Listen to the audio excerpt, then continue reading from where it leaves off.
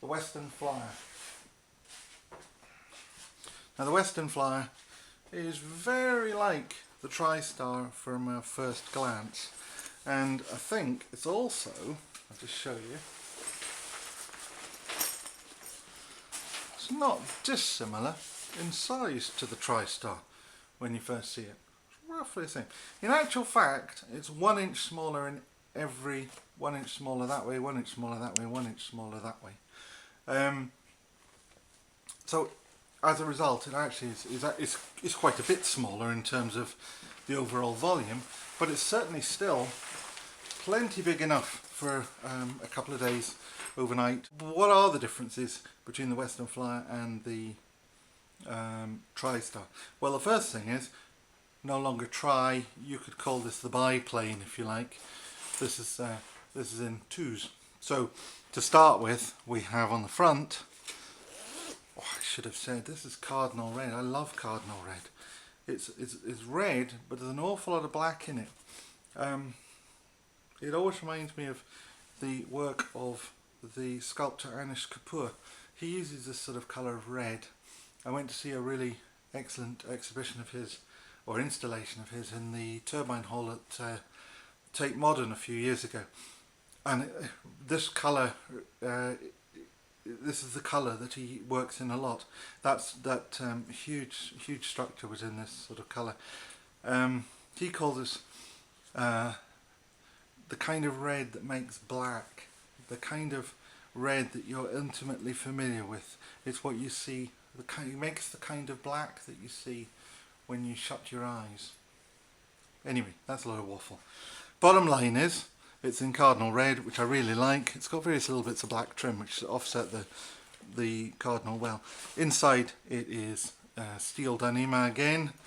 I do think steel Dyneema is a little bit of a conservative option when you're picking your colour, but at the same time with the cardinal it's forgivable, I think. Inside there's a key strap. I think all the main bags, including the Packing Cube shoulder bag, Packing Cube backpack, come with a key strap included. So with 2 pockets, this one goes all the way to the bottom and all the way up to that zip there. So it's bigger than you might think. You might expect it's only that bit, but it's all of that. And this top one goes all the way from the top all the way to the bottom. So it's a nice big pocket. This, the water bottle pocket. Now, I've said on the TriStar I'm not a big fan of these pockets, partly because I don't carry a water bottle, partly because I think they do tend to stick out a bit. This one doesn't stick out quite as bad as the one on the Dyneema, funnily enough, though. Oddly. So whilst we're still on the outside, we have on the back, now this is available, there are 2 models this is available in. This one is the rollerboard one, so it has a pocket here that you can put, say, a magazine in, goes all the way to the bottom there, or you can unzip this, there's a wee zipper along there, unzip that, fit that over the handle of a rollerboard bag, stops it falling off, if that really is necessary. But there we are. And we've also got another pocket on the back there, slip-in pocket.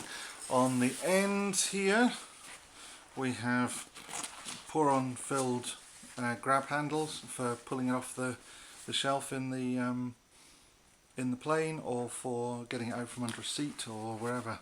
You fit it instantly. All of these bags will fit under the seat in front of you on an airliner. I've put them all under there with my feet as well, and I've got big feet. Now, back of this bag, similar to the TriStar, and because it's only an inch smaller, you can actually use the TriStar packing cube. What it doesn't have are the tie-down straps. In my book, that's not a loss. Makes really no difference. What you do have are annex clips for clipping in one of Tom's brain cells, if you want to put your laptop in one of those. And we've also got an O-ring here, and there's another O-ring here. The other difference between this and the TriStar back pocket is we've got these nice big pockets here. You can fit an iPad or something in here nice and easily if you want to. Just helps if you, particularly if you're using this as your laptop pocket, just to keep things organised and separated. And actually I quite like these. I think these would be nice in the TriStar or whatever, but I'm not sure they fit in with the design when you've got the shoulder strap hardware inside as well. Front pocket.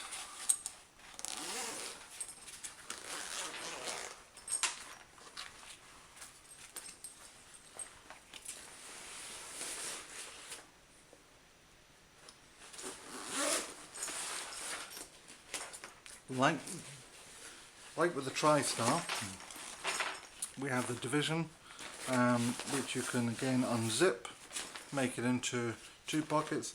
This time though they're actually 50-50. They're not 2/3 and 1/3, fitting with the theme of 2s rather than the theme of 3s. Plus we have a shoulder strap here. This incidentally is the standard basic shoulder strap, which is what comes with some of the bags. If you order it, you don't pay extra for the absolute shoulder strap. It's a nice enough thing. It's got good webbing, plenty of adjustment, strong clips, although they're plastic on these ones rather than the metal ones of the absolute shoulder strap. It has a sliding pad in the middle, which has a grippy side and a non-grippy side. The non-grippy side isn't padded, so you have to carry it with the grippy side down, so you can't slide it about on your shoulders so easily. But then again, the strap slides through it, so each year. Personally, I'd spend the extra $20, get the absolute shoulder strap, don't muck about, don't be mean. Thank you all for watching, goodbye.